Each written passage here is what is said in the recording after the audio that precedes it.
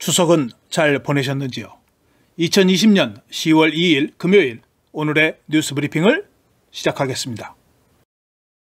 오늘 사진은 필리핀 교육부가 산간 지역에 있는 학생들을 위한 학습 자료를 전달하는 모습입니다. 교육부는 먼 곳에 있는 학생들을 위해 학습 자료를 전달하는 선생님의 노고에 경의를 표한다고 말했습니다.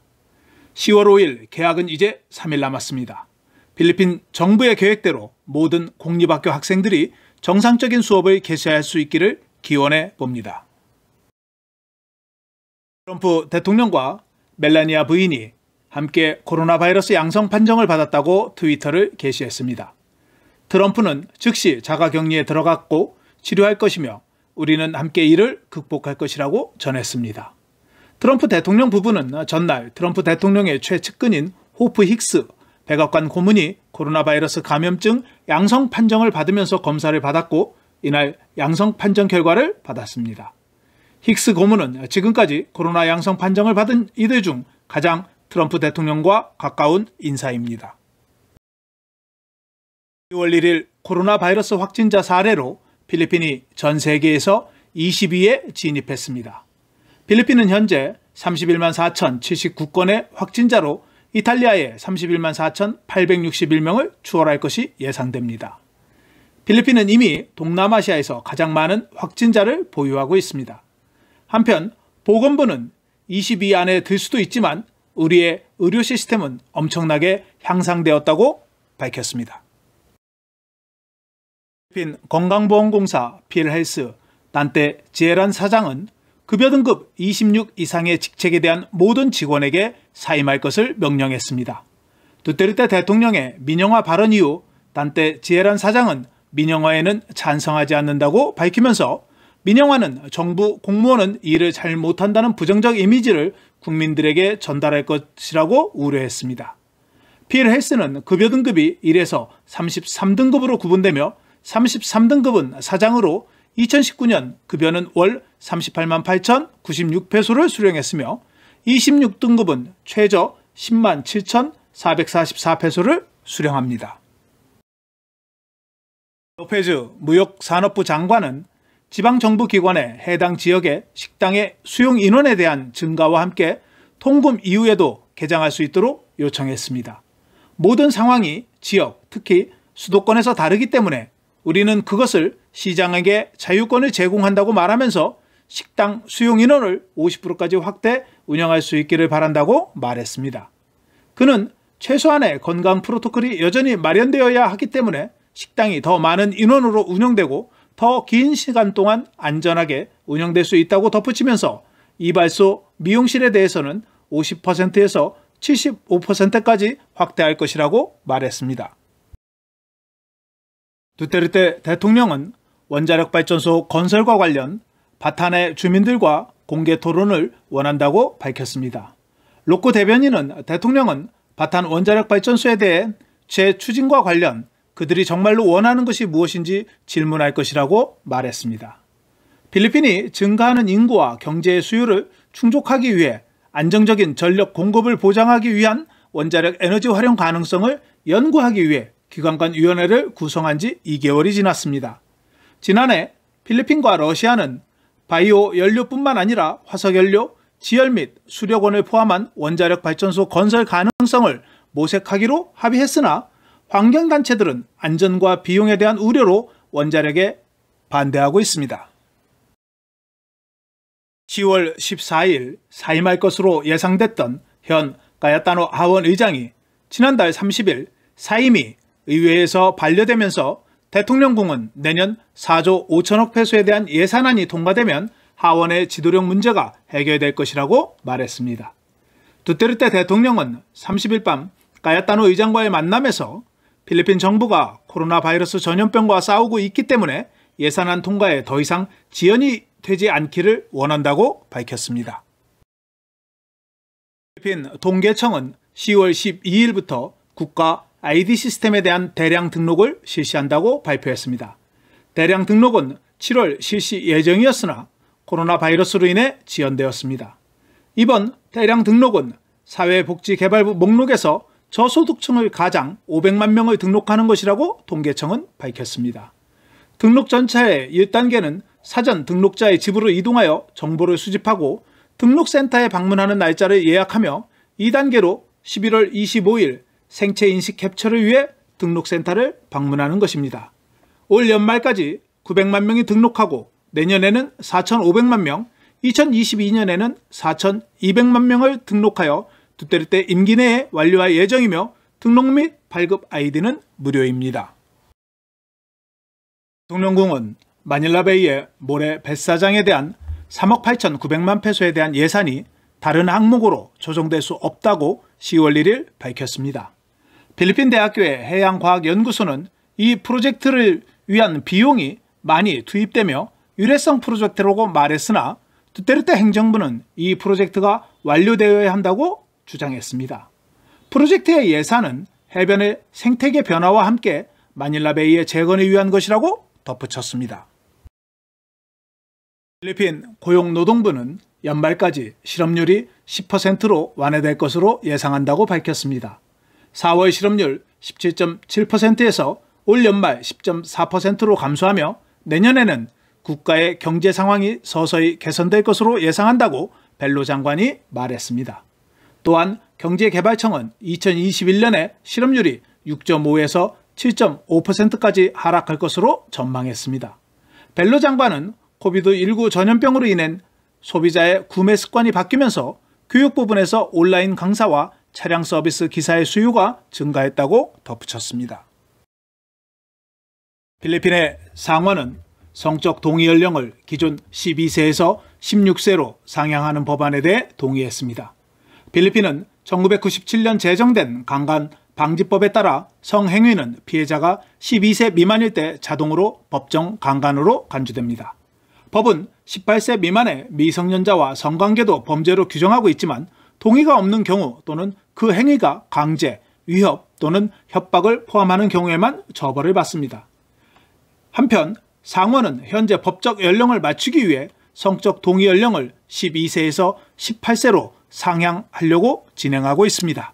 여성 자원센터의 자료에 따르면 필리핀에서 10명의 강간 피해자 중 7명이 어린이로 알려졌습니다. 메트로 마닐라 시장위원회 올리바레즈 위원장은 코로나 바이러스 확진자가 지속적으로 감소할 경우 11월에는 메트로 마닐라가 MGCQ로 검역이 완화할 수 있다고 말했습니다. 하향 추세가 계속되고 코로나19 회복률이 90% 이상에 이르면 이번 달에 GCQ를 종료할 수 있을 것이라고 덧붙였습니다.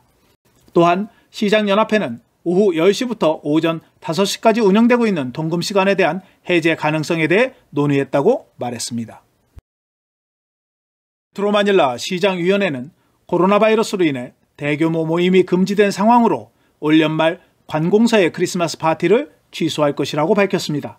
한편 쾌존시의 벨몬트 시장은 쾌존시의 모든 사무실과 부서에서 크리스마스 파티를 개최하지 않고 대신 축하 행사를 위한 기금을 소외 계층에게 기부하도록 명령했습니다.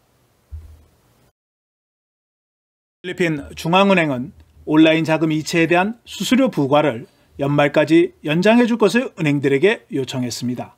31개의 은행 및 금융기관은 인스타페이 및 페소넷에 대한 수수료 면제를 10월 말 또는 12월까지 연장하기로 합의했습니다. 코로나 바이러스 봉쇄가 시작된 이후 400만 개의 디지털 계정이 개설되었습니다. 필리핀의 전자 결제 규모는 지난 2013년 1%에서 2018년 10%로 증가했으며 가치 점유율은 8%에서 20%로 증가했습니다. 8월 말 현재 인스타페이 거래 건수는 2,950만 건으로 312%가 증가했으며 가치 측면에서는 1,412억 페소로 206%가 증가했습니다. 필리핀 정부는 영양실조 위험에 처한 영유아 및 임산부에게 영양 지원을 제공할 것이라고 기관 간 태스크포스 팀이 밝혔습니다. 기관 간 태스크포스 팀은 6개월에서 23개월 사이의 모든 어린이와 영양학적으로 위험에 처한 임산부를 위한 식이 보충 프로그램을 제공하는 결의안을 승인했습니다. 원조는 현금 또는 식품 팩을 형태로 제공될 것이라고 덧붙였습니다. 이 결정은 SWS 조사에서 지난 3개월 동안 760만 필리핀 가구가 비자발적 기아를 경험한 것으로 밝혀진 지 며칠 후에 나온 결과입니다. 통부는 통근자들이 에드사 버스를 이용하기 위해 구매해야 하는 교통카드에 대해 무료로 제공할 것을 촉구했습니다. 현재 교통카드는 초기 운임에 더해 카드 가격의 30에서 50페소를 추가로 부담해야 합니다. 10월 1일부터 시행된 현금 지불 없이 교통카드 지불 정책에 대해 통근자들은 교통카드 비용에 대해 불만을 표출했으며 시스템에 대해 인지하지 못한 승객들 사이에서는 많은 혼란이 발생하기도 했습니다. 필리핀 감사원은 MMDA에서 사용하는 절반 이상의 차량이 ATO에 등록되어 있지 않아 MMDA가 운송규칙을 위반했다고 비난했습니다. 9월에 발표된 연간 보고서에 따르면 MMDA의 오토바이를 포함 531대 중 399대 약 75%가 ATO에 등록되지 않았으며 132대의 차량만이 서류를 구비하고 있다고 말했습니다.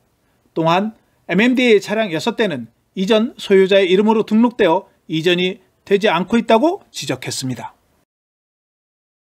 국적 항공사인 필리핀 항공이 코로나 바이러스로 인한 경영의 어려움으로 최대 37%인 2,700명 이상의 직원들을 해고하는 프로그램을 시작했다고 발표했습니다. 국내선 제한이 점진적으로 해제되었음에도 불구하고 수요는 여전히 회복되고 있지 않고 있으며 항공운송협회는 9월의 교통량이 코로나 바이러스 이전의 20% 미만이라고 추정하고 있습니다. 직원 감축은 지상직, 조종사 및 승무원을 포함하여 전반적으로 시행될 예정입니다. 필리핀 항공은 1941년 첫 운항을 시작한 아시아 최초의 상업 항공사입니다. 보라카이 관광을 재개한 10월 1일 첫날에 메트로 마닐라에서 세부 퍼시픽 항공을 타고 7명의 관광객을 포함 총 35명의 관광객이 도착했다고 관광부가 밝혔습니다. 관광부 장관은 최소한의 숫자에도 불구하고 섬에 관광객이 점진적으로 증가하면 정부가 보건 및 안전 프로토콜을 테스트할 수 있을 것이라고 말하면서 만성절 연휴에 많은 관광객이 보라카이 섬을 방문할 것이라고 전망했습니다. 한편 두테르테 대통령은 당분간 바쁜 일정으로 인해 보라카이를 방문하지는 않을 것이라고 밝혔습니다. 필리핀 관광부는 바기우 씨의 시범 테스트를 통해 코로나 바이러스로 인해 몇 달 동안 폐쇄된 산업을 부활시키기 위한 지방 경계에 항원 검사가 사용될 수 있음을 기대하고 있다고 발표했습니다. 항원 검사는 RT-PCR 검사보다 저렴할 뿐만 아니라 검사 결과를 훨씬 더 빠르게 산출합니다. 일루코스 지역 관광객들에게 개방되는 바기오시는 여행자들이 RT-PCR과 병행 항원 검사를 통해 일치하는지 확인할 예정입니다. 세부 지역을 방문하는 관광객은 코로나 바이러스 확산에 대한 안전 프로토콜을 준수하지 않으면 5,000페소의 벌금 또는 1년 동안 감옥에 갇힐 위험이 있다고 지방정부가 발표했습니다. 지방정부, 공무원과 관광시설의 운영자 및 직원도 조례를 위반할 경우 같은 처벌을 받을 수 있습니다.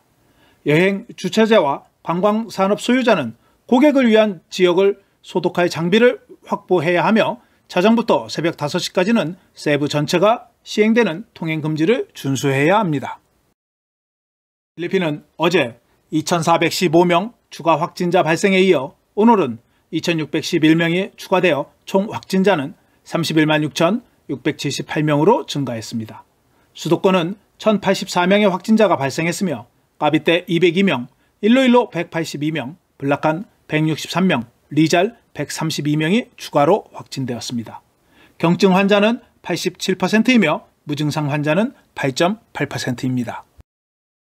14일 이내 발생자는 전체 82%로 2,150명이 증가했으며 수도권에서는 40%로 870명이 발생했습니다. 깔라바라존에서 400명, 중부로존 223명이 발생했습니다.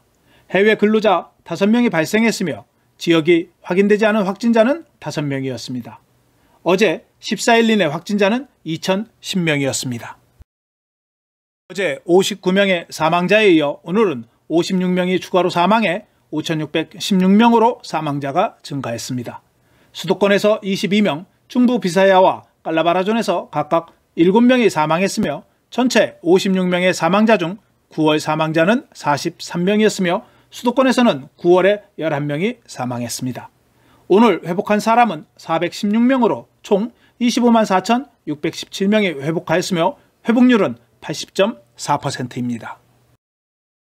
오늘 검사를 받은 개인은 34,253명으로 총 355만 8,535명이 검사를 받았습니다. 오늘 확진율은 7.6%였습니다. 취합된 실험실은 총 138개 실험실에서 131개 실험실이 자료를 제출했습니다. 전국의 중환자실 점유율은 47%였으며 수도권은 745개의 중환자실 중 55%의 점유율을 보였습니다. 달러 대비 페소 환율은 1달러에 48.48페소였습니다. 원달러 환율은 1164원 75전을 기록했습니다. 페소에 대한 원화는 1페소에 24.03원으로 마감되었습니다. 10월 2일 필리핀 기상청은 라니냐 현상이 시작되었다고 발표했습니다. 기상청은 태평양의 해수면 온도가 6월부터 낮아지기 시작해 9월에 임계값에 도달했다고 말했습니다. 라니냐는 예년에 비해 많은 강우를 동반하며 2020년 마지막 분기와 2021년 초반에 필리핀 전역에 예년에 비해 더 많은 강우가 예상된다고 말했습니다. 또한 기상청은 올해 4분기와 내년 1분기까지 필리핀에서 5개에서 8개의 태풍이 영향을 미칠 것이라고 덧붙였습니다. 내일 메트로 마닐라 최저 기온은 25도, 낮 최고 기온은 32도가 예상되며 일출은 5시 46분, 일몰은 5시 44분입니다. 오늘 준비한 소식은 여기까지입니다. 감사합니다. 오늘 내용이 좋으셨다면 좋아요와 구독하기, 알림 설정을 부탁드립니다. 시청해 주셔서 감사합니다.